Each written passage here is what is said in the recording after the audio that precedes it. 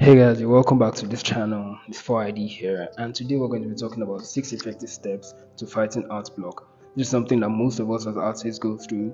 Sometimes you get burnt out, sometimes you might have issues just figuring out the inspiration or something that you're going to talk about or something you're going to make art about or whatever it is. So whenever you get into problems like this, it's important for you to not lose hope and just keep making art.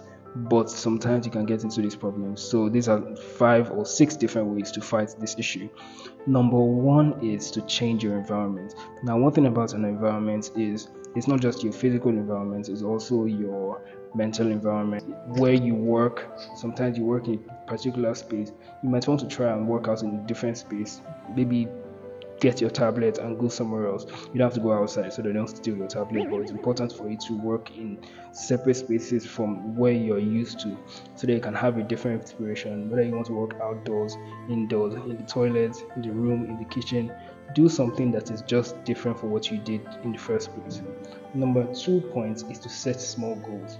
Now, it's important for you to have big dreams and big goals and look at the bigger picture, but it's also nice for you to go step by step, one step at a time. Baby steps can be very important. When you're making an artwork, it's very important for you to try and do something little in order for you to scale that into a bigger picture.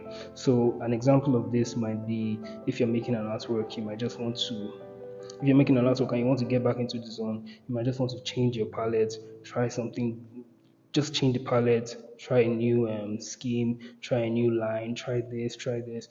And those tiny steps, or those tiny steps that can bring you into the workflow, might end up leading you to make a huge decision that can actually change your style, or maybe even lead you to a breakthrough or a new innovation in your art style. So number three problem is, or number three way to fight this issue is to explore different mediums. So even when it comes to digital arts, you might want to explore different mediums. When it comes to traditional painting, you might want to go from clay to painting. You might want to go from carving wood to goldsmithing in the smaller scale, which is like maybe you're a digital artist and you prefer painting. You might want to go from painting to line art. Or you might want to go from comic design to cartoons, or just little changes that can end up making you explore something new that can give you a new vision or a new style or something of that sort. So number four way to fight art block is to engage with the art. Engage with art in general. So you have to put art in different spaces around you. Not just this is almost the same as changing your environment, but changing your environment is mostly about your workflow, or while you're working, you have to change your environment, where the places that you work or the spaces that you work. When it comes to engaging with the art, it's about having artworks around your environment, meaning that you might go for art exhibitions, you might go to art galleries, you might go to museums, you might, even when it comes to your phone, you might want to follow more artists, you might want to scroll Pinterest or something like that, just to give yourself an idea of, or a new idea or a new vision, because most people are exploring new visions and you want to follow what these people are doing so that you can break into your own skill, or do it in a way that is matches your own style.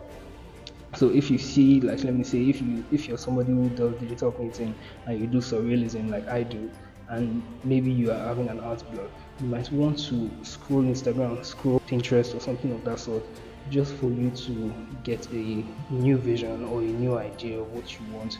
And maybe you might see something different. You might see somebody doing surrealism with different colors. You might see somebody doing a darker vibe. You might see somebody using a color that you haven't really explored before. So it's always important for you to have these artworks around you, just to keep yourself inspired by these people. And number five is to practice mindfulness. Always meditate, always think about your work. Meditation doesn't always have to be you standing in the tip of the mountain or highest part of the cliff and thinking about your own wisdom. All you need to do is make sure that you're keeping quiet and listening to your mind. That's what mindfulness requires. Meditation, think about whatever you're going through, think about whatever experiences you're having at that point in time. Take time to keep quiet and think of different things. You don't always have to be in a rowdy space, you don't always have to be in a collected space or a space where you're not alone. get used to being alone and think about things that you're going through. Think about things that you're just experiencing in that point in time. And one way or the other, you're going to get an idea of something that you would like to express. Because one thing about art is it's not just about drawing or anything, it's about expressing a thought process that you're having. It's about expressing a concept that's come to your mind one way or the other. So it's always important for you to keep yourself busy, listen to podcasts, listen to speakers, watch videos, read books. Make sure you're reading books, whether it's an audio book, whether it's a paperback, whether it's an ebook. Make sure you're reading as much as possible just to allow your mind to be more exposed to different concepts that are not just in your environment but outside of your environment, so that you don't get stuck doing the same thing over and over again. So that's very important. And fifth thing is going to be always show up. So showing up is a very hard thing to do, especially for artists or creatives who feel like just because they make art, they can always come in and do it at any point. It's always about inspiration. No, it's not about inspiration at some point. It's about discipline and dedication to the work.